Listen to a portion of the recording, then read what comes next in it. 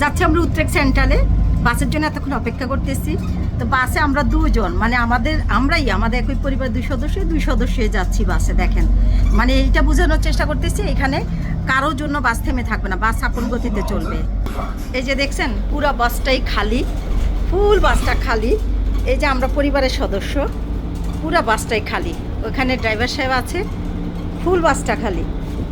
মানে এটা বোঝানোর চেষ্টা করেছি যে এখানে কোনো যাত্রী না থাকলেও আপন গতিতে বাস চল, একজন যাত্রীও নাই, বাট আপন গতিতে বাস চলতেছে। এইটাই হচ্ছে সেই দেশ নেদারল্যান্ড।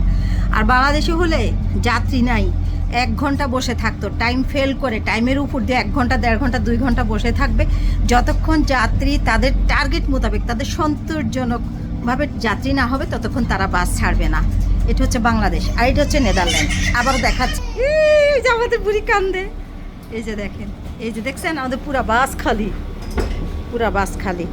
তো ঠিক আছে, ভালো থাকবেন, আল্লাহ হাফেজ।